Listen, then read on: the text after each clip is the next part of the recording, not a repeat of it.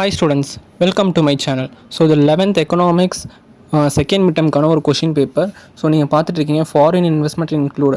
So அது வந்து FDI and FBI நான் நினைக்கிறேன். ஸோ தப்பாக இருந்தால் மறக்காமல் கீழே கமெண்ட் பண்ணிடுங்க. நான் அதெல்லாம் போன வருஷம் படித்தது எனக்கு இன்னும் ஞாபகம் இருக்குது ஒரு சிலதெல்லாம்.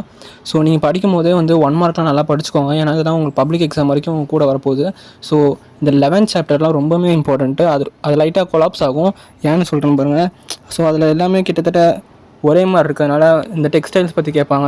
ஸோ அந்த ஸ்டேட்லாம் ஒரே மாதிரி கொடுத்துருப்பாங்க. ஸோ அதெல்லாம் உங்களுக்கு கொஞ்சம் கன்ஃபியூஷனாக இருக்கும். அதெல்லாம் நீங்கள் நல்லா வந்து ஒரு ஹிண்ட் வச்சு படிச்சுக்கோங்க.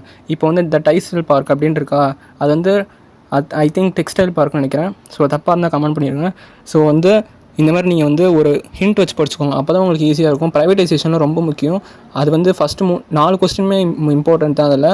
ஸோ ஜிஎஸ்டி பார்க்குறீங்க, ஜிஎஸ்டிலாம் எதுவுமே இல்லை, அதெல்லாம் ஈஸியாக அட்வான்டேஜஸ் மட்டும் படிச்சுக்கோங்க. அதே மாதிரி இந்த மெரிட்ஸ் ஆஃப் ப்ரைவேட்டைசேஷன், அந்த ப்ரைவேட்டைசேஷன் வந்து கண்டிப்பாக பப்ளிக்கில் ஒரு கொஸ்டின் இருக்கும், அதுக்கு நான் அஷூரன்ஸு. ஸோ அதே மாதிரி ரூரல் பேக்வர்ட்னஸ் ரொம்பவே ஈஸி. அதெல்லாம் rural poverty 10th chapter 11th chapter அது வந்து ஒரு கீ உங்களுக்கு. நீங்கள் திரும்பி பார்க்குறீங்க மினரல் ரிசோர்ஸ் இன் தமிழ்நாடு. ஸோ அதுவே ரொம்ப இம்பார்ட்டண்ட்டு. ஸ்மால் என்டர்ப்ரனர் அது ரொம்ப இம்பார்ட்டண்ட்டு. அதே மாதிரி 24ல் A, 25ல் B ரொம்ப இம்பார்ட்டன்ட். தேங்க்யூ.